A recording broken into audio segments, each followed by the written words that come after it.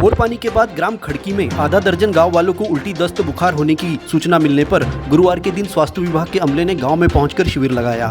उल्टी दस्त के यहां 5 मरीज मिले, जबकि पेट दर्द और बुखार के मरीजों की संख्या पाई गई। बीएमओ डॉक्टर दीपेंद्र सलामे ने बताया कि बुधवार को 2 मरीजों को दवा देकर उपचार किया गया था। रात को और मरीज सामने आने की जानकारी मिलते ही गुरुवार सुबह स्वास्थ्य विभाग की टीम भेजकर उपचार किया जा रहा है। हालांकि किसी भी मरीज को सिविल अस्पताल रेफर करने की जरूरत नहीं पड़ी। एहतियात के तौर पर गांव के पेयजल स्रोत नलकूप का मुआयना किया गया, जहां गंदा पानी जमा था। हालांकि पीएचई विभाग का कहना है कि नलकूप से पानी ओवरफ्लो हो रहा है, जो आसपास जमा हो चुका है।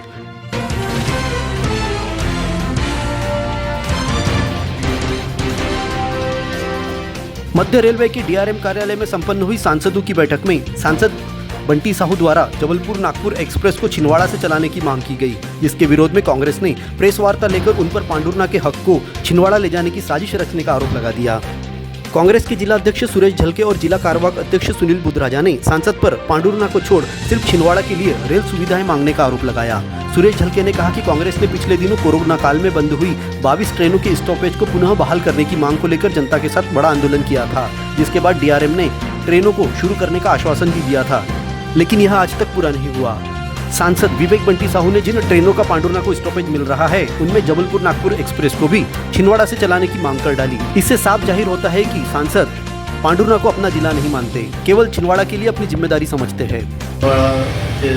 हमारे सांसद महोदय के द्वारा उसमें उन्होंने प्रस्ताव रखे थे ट्रेनों के, जबलपुर ट्रेन वाया छिंदवाड़ा चले और जिससे उनका डिस्टेंस कम हुआ वगैरह वगैरह। लेकिन पांडुरना की जो बात है, पांडुरना का एक भी प्रस्ताव उसमें मुझे दिखा नहीं, जबकि पांडुरना में जबलपुर ट्रेन बंद हो गई, छत्तीसगढ़ बंद हो गई, महानदी बंद हो गई, काफ़ी ट्रेनें बंद हो गई, जिससे छात्रों का और व्यापारियों का और हमारा आपका भी मरीजों का भी काफ़ी नुकसान हुआ।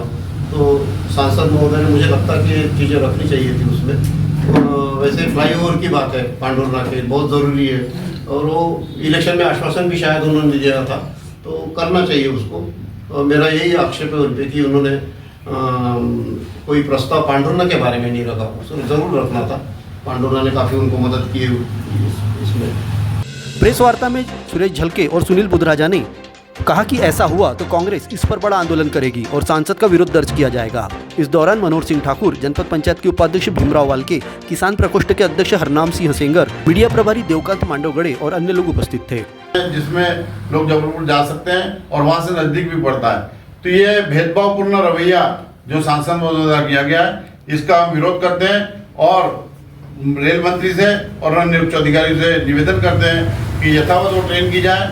इसी तरह पिछले दिनों एक काफ़ी बड़ा आंदोलन जनता के सहयोग द्वारा यहाँ पर 3 महीने का किया गया था, जिसमें पांडुरना में जो ट्रेनें रुकती थी वो ट्रेनें पूर्ववत रुकवाने के लिए करीब 22 ट्रेनें हैं। ऐसा डीआरएम महोदय ने उसका आश्वासन दिया था कि हम भविष्य में ये ट्रेनें रुकवाने का प्रयास करेंगे। उस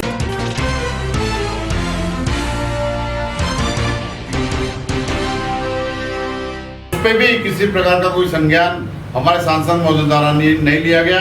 यह भी भेदभावपूर्ण रवैया उनके द्वारा अख्तियार किया गया। इसी तरह दादा धाम एक्सप्रेस की बात करें अपन, तो दादा धाम एक्सप्रेस के लिए भी उन्होंने कोई संज्ञान नहीं लिया।